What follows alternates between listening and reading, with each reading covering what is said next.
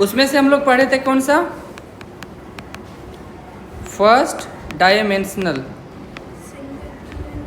जिसको हम लोग क्या बोलते हैं 1D, या तो सिंगल डायमेंशनल एरे। हाँ बेटा आ जाओ आ जाओ आ जाओ, ठीक है। तो सिंगल डायमेंशनल एरे का जो डिक्लेरेशन जो था वो किस तरीके से करते थे, सभी को समझ में आ गया है? वो ऐसे है जिसको अभी तक नहीं समझ में आया है? आ जाओ, आया है? सोफिया तुम लोग को बोल रहा है, हाँ आ गया, समझ में आ गया? एरे, एरे वाला कॉन्सेप्ट हर किसी को समझ में आया है? फर्स्ट डायमेंशन एरे आ गया है ना, तुमको भी आ गया? कोई ऐसा है, कोई एब्सेंट थी? तुम एब्सेंट थी तो बोलिए आ गया ये समझ में। बैठो बैठो, चेयर नहीं है? कितना कम गया? 3 लेके आ जाओ वहाँ से, उस क्लास से लेकर।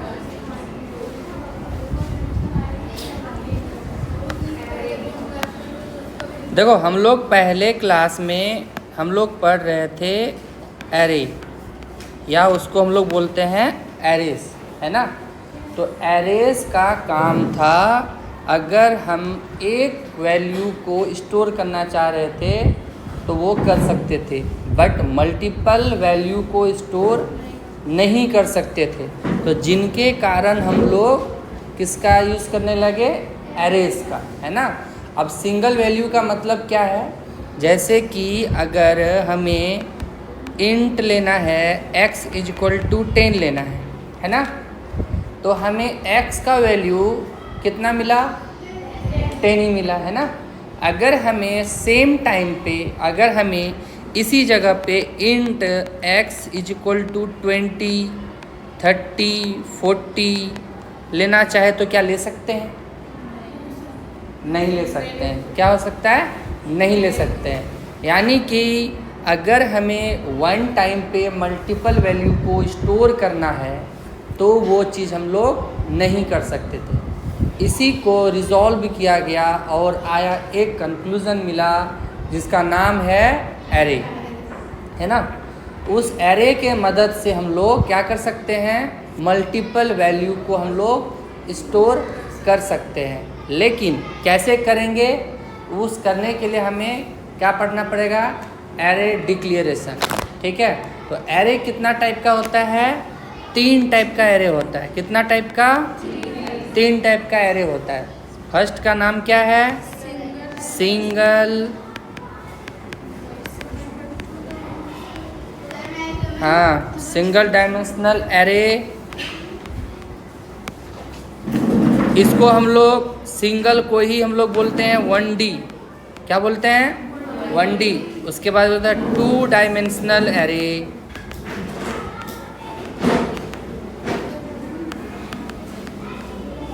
इसको हम लोग बोलते हैं 2D, है ना।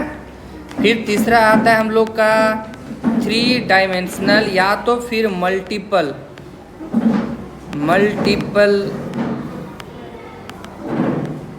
डायमेंशनल एरे, जिसको हम लोग 3D के नाम से जानते हैं। समझ में आ गया? अब इसको हम लोग कैसे डिक्लेयर करेंगे या फिर कैसे लिखेंगे, है ना, तो उसको हम लोग बोलते हैं डिक्लेरेशन। क्या बोलते हैं? डिक्लेरेशन। तो लिखने का तरीका है, जैसे हम लोग सबसे पहले बेसिक में हम लोग पढ़ रहे थे कि कोई भी डेटा को स्टोर करने के लिए सबसे पहले हम लोग लिखते थे डेटा टाइप, है ना। डेटा टाइप के बाद लिखते थे हम लोग एक वेरिएबल, वेरिएबल के बाद लिखते थे उसका वैल्यू, उसको सेमीकोलन देते थे। सेम उसी तरीके से अगर हमें एरे में लिखना है तो सबसे पहले डेटा टाइप देंगे। डेटा टाइप के बाद या तो दे सकते हो वेरिएबल का नाम, फिर एरे को डिक्लेयर करेंगे और एरे को डिक्लेयर करने के बाद उसका वैल्यू देंगे, जैसे 10, 20, 30, 40, 50, 60 ऐसे करके देंगे। समझ में आ गया? अब ये देखो, इसको हम लोग दूसरे तरीके से भी लिख सकते हैं, जैसे इंट हो गया, डिक्लेयर हम लोग पहले भी कर देंगे, फिर x लिखेंगे, फिर देखो 10, 20, 30, 40, 50 ऐसे कुछ भी यहाँ पे हम लोग इसको इनिशियलाइज कर सकते हैं, यानी कि डिक्लेयर कर सकते हैं। यहाँ तक सभी को समझ में आया है ना। अब हमें एक टाइम पे अगर हमें मान के चलो, अब एक पहले ये बात बताते हैं, एरे जो चलता है वो हमेशा इंडेक्स पे चलता है। किस पे चलता है? इंडेक्स पे चलता है। एरे का जो इंडेक्स होता है वो होता है 0 से लेके n तक चलेगा। कहाँ तक चलेगा? 0 से लेके n तक चलेगा। अब कैसे हम लोग समझेंगे? अगर हमें किसी का लेंथ दिया हुआ है 5, यानी साइज दिया हुआ है 5, एरे का साइज दिया हुआ है 5, है ना। तो एरे का सबसे बड़ा डिसएडवांटेज है कि अगर साइज को अगर हम लोग पहले फिक्स कर दिए हैं तो उसको हम लोग ना इंक्रीज कर सकते हैं ना ही उसको हम लोग डिक्रीज कर सकते हैं। ठीक है, साइज भी हम बताएंगे कैसे इंक्रीज कैसे डिक्रीज कहाँ से नहीं कर सकते। अब मान के चलो ये कितना दिए, साइज दिए हम लोग 5, तो ये इंडेक्स इसका कहाँ से कहाँ तक चलेगा? 0 से लेके 4 तक चलेगा, यानी कि इसका वैल्यू है n-1। कितना है? n-1। ध्यान इधर उधर ध्यान नहीं देना। सर एक में x के बाद एरे का साइन दिया और एक में x से पहले दे दिया, सर क्यों? किधर? इसमें? हाँ, यहाँ पे आगे पीछे यूज कर सकते हैं। हाँ, वही जो बोल रहा है, 2 तरीका है। या तो पहले वेरिएबल को डिक्लेयर करो उसके बाद एरे को डिक्लेयर करो, या तो पहले एरे को डिक्लेयर करो वेरिएबल को बाद में डिक्लेयर करो। 2 तरीका है हमारे पास, ये भी तरीका है और ये भी तरीका है। दोनों तरीका हम लोग पास, हम लोग जो उसको हम लोग यूज कर सकते हैं। ठीक है, अब मान के चलो हम लोग मल्टीपल वैल्यू का जो बात कर रहे हैं वो कैसे पता चलेगा कि हम लोग मल्टीपल वैल्यू को ये एक्सेस कर रहा है या नहीं कर रहा है, या स्टोर कर पा रहे हैं नहीं कर पा रहे हैं ना। तो उसके लिए हमें प्रिंट मेथड का इस्तेमाल करना पड़ेगा। किसका? प्रिंट मेथड का। प्रिंट मेथड का इस्तेमाल कैसे करेंगे? System dot out dot print ln, और यहाँ पे वेरिएबल, अब ये पोजीशन देंगे क्योंकि एरे हमेशा बात करता है पोजीशन का, इंडेक्स का, है ना। तो कौन से पोजीशन पे, जैसे कि ये 0 जो है ये 0 पोजीशन पे है, सॉरी 10 जो है वो 0 पोजीशन पे है।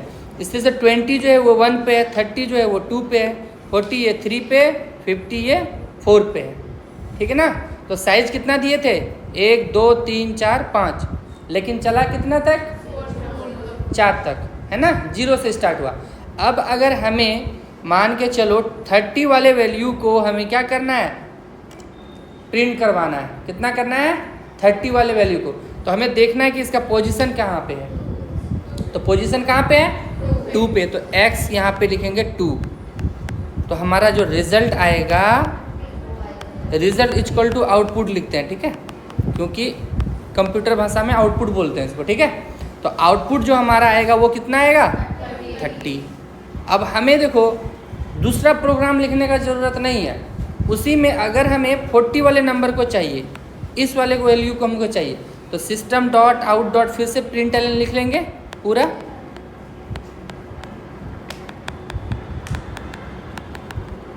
और यहाँ पे वेरिएबल में कौन सा 40 कितने नंबर पोजीशन पे है? 3 पे है ना। तो ये 3 कर दिए, तो हमारा रिजल्ट जो है वो कितना आ जाएगा? 40 आ गया। और हमें क्या करते थे, एरे का अगर यूज़ नहीं करते तो हमको क्या करना पड़ता? 2 बार से 3 बार जिस वैल्यू को हमें रिजल्ट में चाहिए प्रिंट करवाना है उस पर उतना बार उसको हमें क्या करना है? डिक्लेयर करना पड़ेगा। जैसे कि इंट x इक्वल टू 10 चाहिए था तो 10 लिए, फिर हमें 20 चाहिए तो इंट x इक्वल टू 20। मतलब कि जो जो वैल्यू हमें चाहिए उतना बार हमें क्या करना पड़ रहा है? डिक्लेयर करना पड़ रहा है। लेकिन एरे में क्या करना पड़ रहा है? एक ही बार, एक बार डिक्लेरेशन कर दिए उसको, और वो पूरा का पूरा वो साइज जो है, जैसे साइज उसका 5 दे दिए या 6 दे दिए, तो जितना साइज दिए उसको n मानो, और उसका जो रिजल्ट इंडेक्स चलेगा वो n-1 तक चलेगा। ठीक है, यहाँ तक सभी को समझ में आया? एक ही वेरिएबल बार-बार ले सकते हैं। कौन सी जगह पे वेरिएबल? जैसे देखो यहाँ पे इस जगह पे, यहाँ पे नहीं ले सकते हैं। ये इंट x इक्वल टू 10 लिखे कि नहीं? तो इंट यहाँ पे y लिखना पड़ेगा, इंट y इक्वल टू 20। ये हो गया हमारा नॉर्मल। बट अगर एरे में है तो एरे में हम एक ही वेरिएबल को डिक्लेयर किए हैं। कितना? एक ही वेरिएबल को डिक्लेयर किए हैं और कितना सारा वैल्यू को हम लोग डिक्लेयर कर चुके हैं, है ना। तो इस तरीके से पढ़ेंगे। तो ये हमारा होता है वन डायमेंशनल एरे। ठीक है, तुम लोगों को हम जो है नोट्स में भेजे हुए हैं, भेजे हैं नोट्स भेजे हैं ना, भेजे हैं, ग्रुप पे नहीं आया है। कहाँ आया? अच्छा ठीक, हम भेजे हैं, लेकिन ठीक है हम भेजे, शायद हो सकता है गलत ग्रुप में चला गया ना क्या। आज वैसे ही सब रीनेम कर रहे थे हम, समझ में नहीं आता है कौन कौन सा ग्रुप कब का है। देखो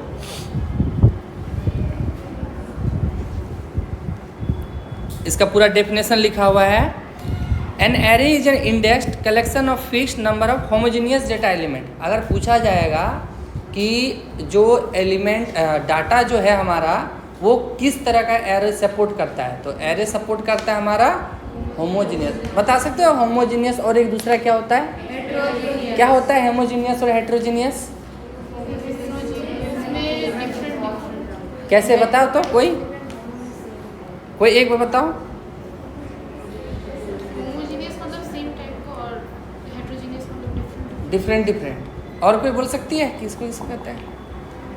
एक बार देख के आना, होमोजेनियस किसको कहते हैं और हेट्रोजेनियस किसको कहते हैं। ठीक है, अब देखो यहाँ पे लिखा हुआ था main advantage of array we can represent multiple value with the same name so the readability of the code will be improve. अगर हमारा एडवांटेज क्या है, मल्टीपल वैल्यू को और सेम नाम का लेंगे तो कोई हमें दिक्कत नहीं है। यानी कि डुप्लीकेट वैल्यू भी इसमें ये इनिशियलाइज हो सकता है, डुप्लीकेट वैल्यू भी ये ले सकता है। कैसे लेगा दिखाते हैं।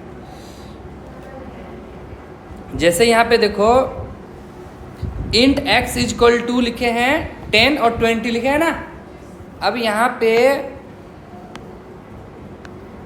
मान के चलो इस जगह पे और एक हम ले लिए, इसी यहाँ पे ले लिए 10, है ना, तो ये तो भी सपोर्ट करेगा।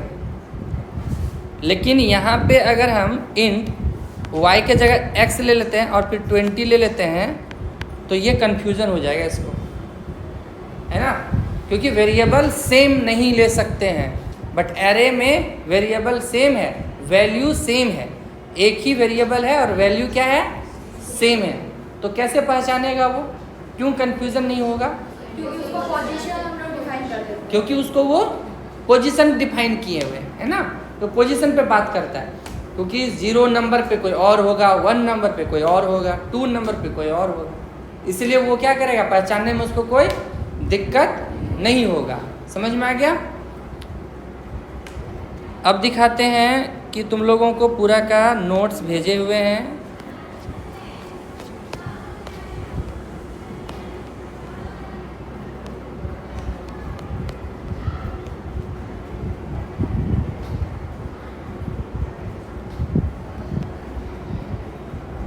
देखो यहाँ पे है ना इंट, इस जगह पे देखो यहाँ पे दिख रहा है इंट। देखो इंट लिखे हैं, फिर एरे को डिक्लेयर किए हैं, फिर वेरिएबल को, फिर इसमें एक बार किए इंट, फिर एक बार वेरिएबल को डिक्लेयर किए, फिर एरे को किए। ठीक है, अब कौन सा वैलिड है कौन सा इनवैलिड है ये भी देख लो। यहाँ पे देखो साइज को इस तरीके से हम लोग डिक्लेयर नहीं कर सकते हैं, है ना। देखो इंट लिखा है और 5 लिखा है और फिर ए लिखा हुआ है, तो इस तरह का साइज को हम लोग डिक्लेयर नहीं कर सकते। नॉर्मल प्रोग्राम है, देखो यहाँ पे जैसे अभी तुरंत हम बताएं, क्लास का नाम है first array, main method use किए और एक इंट ए नाम का एक वेरिएबल है, सिंगल डायमेंशनल एरे यूज़ किए। उसके अंदर क्या है 10, 20, 30 और 40 है। प्रिंट करवाएं पोजीशन नंबर 2 को, 2 नंबर पोजीशन में क्या है 30, तो 30 हमारा आउटपुट आ जाएगा। अब देखो साइज को हम लोग इंक्रीज और डिक्रीज क्यों नहीं कर सकते हैं, अब यहाँ पे मेन बात आया। देखो दिख रहा है सभी को, यहाँ पे क्या है पब्लिक क्लास फर्स्ट डायमेंशनल है, मेन मेथड यूज़ किए हैं। अब यहाँ पे जो है ना एक इनिशियलाइज कर दिए हैं साइज को, हम लोग डिक्लेयर कर चुके हैं कि साइज देखो न्यू इंट और सिंगल डायमेंशनल के अंदर में ब्रैकेट के अंदर 5 कर दिए। देखो लिखा हुआ है, Yes. तो वो हम लोग डिक्लेयर करते हैं। साइज को डिक्लेयर करना, क्या कहते हैं इसको? साइज को डिक्लेयर करना। अब ये साइज को हम लोग जैसे ही डिक्लेयर किए तो अब हमें खुद से पोजीशन बताना कि Z0 जो पोजीशन है वो 10 है, 1 पोजीशन में 30 है, 2 में 20 है, 3 में 40 है, 4 में 60 है। अब 3 नंबर वाले पोजीशन को चाहिए तो 3 में कौन है? 3 है, यानी कि 40 है ना। अब इसी तरीके से अगर हमें यहाँ पे देखते हैं एक, सर वहाँ पे एरर क्यों दिखा रहा था?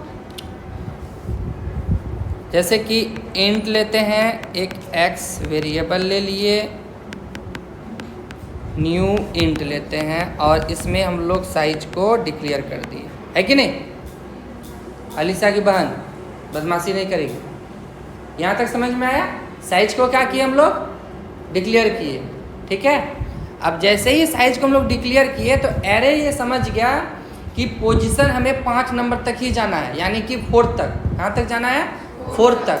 तो जैसे ही हम लोग x0 पोजीशन में 10 लिखेंगे, x1 पोजीशन में 20 लिखेंगे, x2 नंबर पोजीशन में 30 लिखेंगे, x3 नंबर पोजीशन में 40 लिखेंगे, x4 नंबर पोजीशन में 50 लिखेंगे। अब जैसे ही यहाँ पे x देंगे 5th नंबर पोजीशन 60, ये एरर बताएगा। अब ये कौन सा एरर बताएगा? कंपाइल टाइम एरर नहीं बताएगा। क्यों नहीं बताएगा? क्योंकि वो कंपाइल टाइम पे वो सही है। कंपाइल टाइम पे एरर तब तक बताएगा, वो सिंटेक्स एरर है तभी बताएगा यहाँ पे कि ये सिंटेक्स एरर है। जब जो यहाँ हम लोग लिख रहे हैं इसको बोलते हैं हम लोग सिंटेक्स। क्या बोलते हैं? सिंटेक्स। सिंटेक्स में अगर किसी तरह का गलती पाया गया तो वो होगा सिंटेक्स एरर, ठीक है।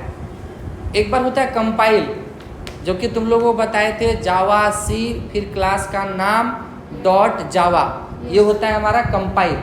उस टाइम पे ये एरर बता देगा, बताएगा कौन सा एरर नहीं, उस टाइम पे भी एरर नहीं बताएगा, बोलेगा ये सही है, लेकिन रन टाइम में एरर बता देगा।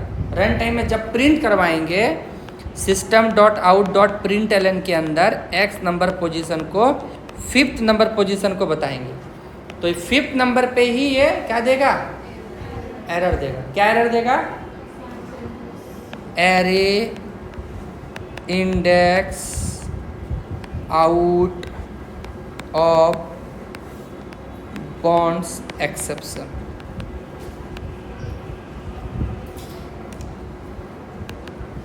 ठीक है, ये दे देगा।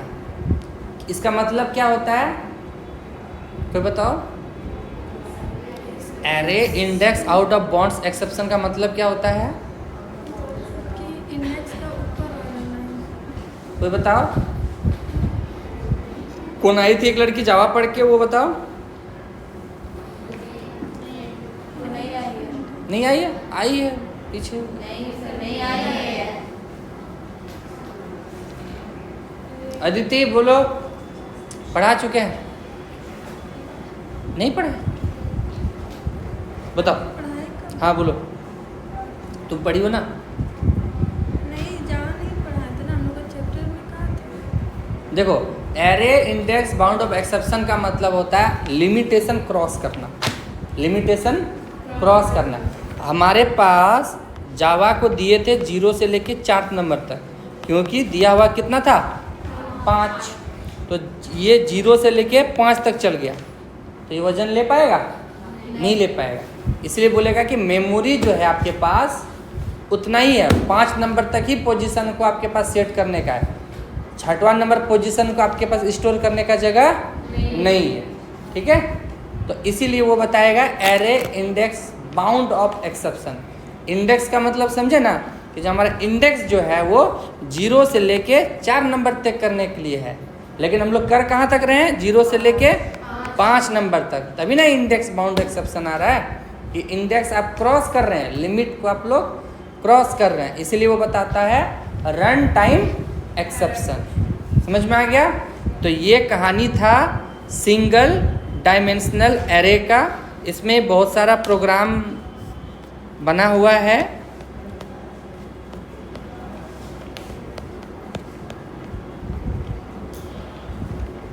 नोट्स को एक बार क्लियर करके देखना।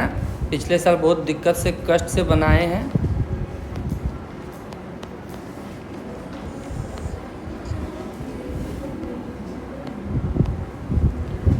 कोई ऐसी है जो अभी तक समझ में नहीं आया हो?